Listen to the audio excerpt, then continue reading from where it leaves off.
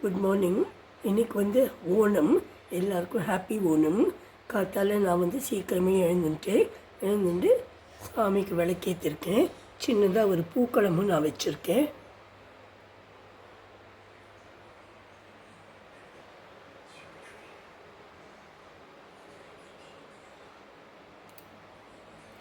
இதுக்கப்புறம் நான் சமைக்கிறச்சு உங்களுக்கு என்னெல்லாம் பண்ணினேன்னு காமிக்கிறேன்.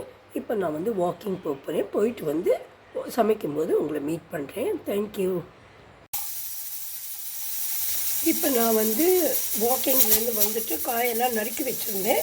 இது கோஸ் தோரன் நான் பண்ணிட்டேன். இங்கே சாதம் வடித்து வச்சுருக்கேன். இப்போ குக்கரில் இந்த குக்கரில் அந்த பால் பாயசத்துக்கு சாதமும் பாலும் சேர்ந்து ஒன்றா வேக வச்சுருக்கேன். அதுக்கு மேலே அந்த பழப்பச்சடிக்கும் வச்சுருக்கேன். இப்போ கோஸ் தோரன் பண்ணிவிட்டு பாயசம் பண்ணுறதை நான் காமிக்கிறேன். இதை பால் பாயசம் ரெடி ஆகிடுத்து. நான் எல்லாமே கொஞ்சம் தான் பண்ணினேன். அவ்வளோவா சாப்பிட்றதுக்கு யாரும் இல்லை அப்படிங்கிறதுனால இது நான் அரிசியையும் பாலையும் கொஞ்சம் தண்ணியை விட்டு குக்கர்லேயே வேக வச்சுட்டு அதுக்கப்புறம் அதை எடுத்து கொஞ்சம் நல்லாவே மசிஞ்சு வெந்துடுத்து. அது நல்லா வச்சு கொஞ்சம் கூட பால் விட்டு அதுக்கு சர்க்கரையும் போட்டு கலந்து கொடுத்தேன். யூஸ்வலாக இதுக்கு முந்திரி பருப்பெல்லாம் தாளிக்கிறது கிடையாது ட்ரெடிஷ்னலாக. ஆனால் நான் இன்றைக்கி இருக்கட்டும் அப்படிங்கிறதுனால கொஞ்சம் முந்திரி பருப்பை தாளித்து போட்டேன். சுக்கு பொடி போடலை இதுக்கு.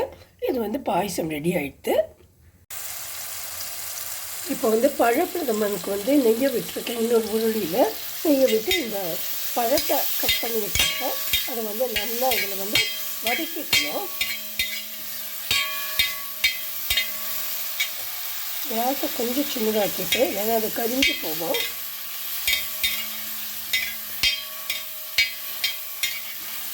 இதுக்கு நேந்திரம்பழம்னா ரொம்ப டேஸ்ட்டாக இருக்கும். நான் இந்த ஊரில் நேந்திரம்பழம் கிடைக்கல, அதனால் சாதாரண பழத்தை தான் வாங்கி வந்துடுவேன். அதை வச்சு தான் நான் பண்ணுறேன்.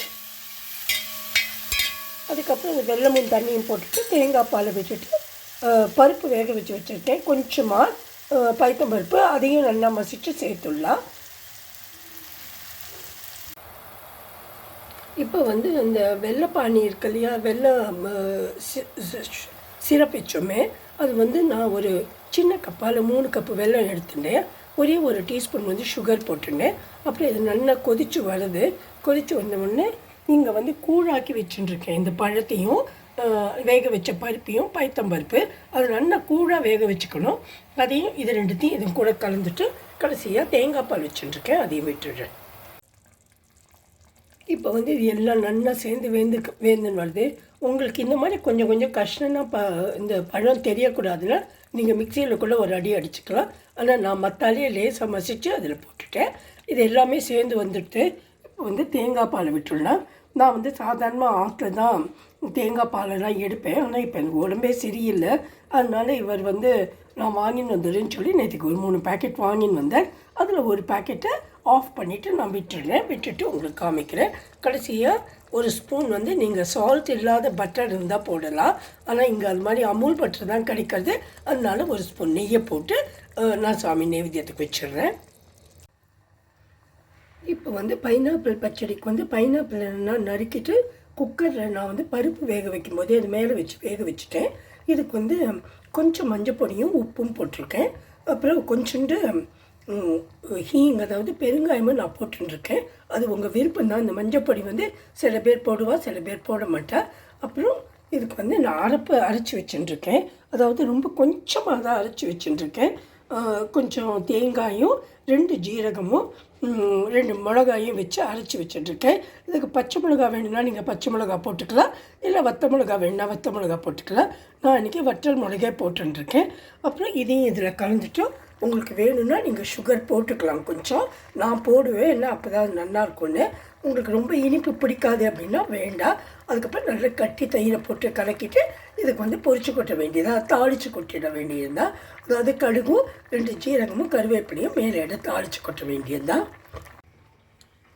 இங்கே பார்த்தீங்கன்னா அவியல் ரெடி ஆகிடுது. இதுக்கு அரைப்பு எல்லாம் போட்டாச்சு. தயிர் கூட விட்டுட்டேன். இப்போ எல்லாமே பண்ணி முடிச்சுட்டேன்.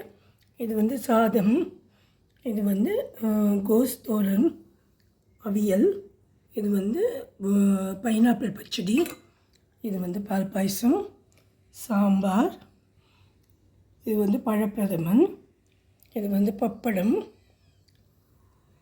கழுத்துக்கு பருப்பு, இது நெய், தயிரும் எடுத்து வச்சுருக்கேன்.